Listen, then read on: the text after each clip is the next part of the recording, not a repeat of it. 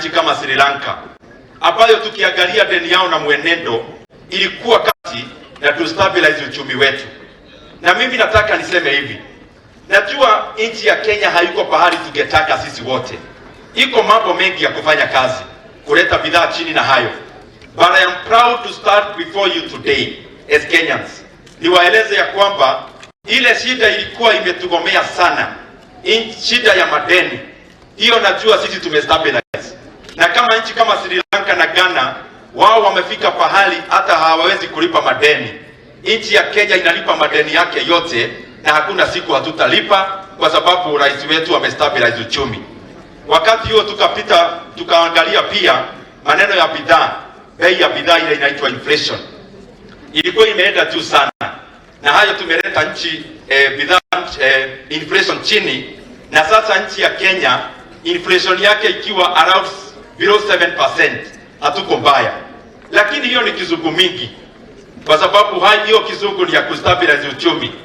Niseme kwa yale tunaelewa. Kwa yale mambo ambayo rais wetu ametuongoza na tukafanya. Kitu ya kwanza akasema elimu ya watoto wa Kenya ni muhimu sana.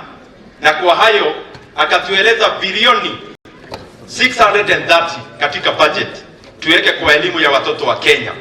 Katika shilingi 100 ya budget ya Kenya, shilingi 30 inaenda kwa watoto wetu ambao wako shule. Kwa sababu hao watoto kufika kwenye tuko, watafika katika hiyo meza ambayo mheshimiwa Meli ako, ambayo mheshimiwa wetu Chief Pops ako. Watafika kwa sababu ya Mungu kuwajalia na sana kupitia kwa maneno ya elimu.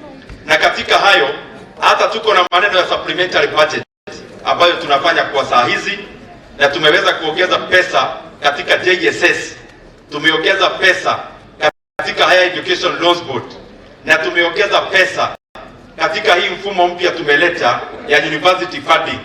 Na katika huo mfumo tumesema ya kwamba wale wako chini sana, wazazi wao hawana mapato, 45,000 of them ambao wanaingia universities, serikali ya Kenya itagharamia fisi yao yote, wataenda university na wamalize bila kutoa hata shilingi moja. Rais wetu akatuletea fertilizer, na katika hiyo fertilizer tumeongeza mazao. Kenya saa zingine tuna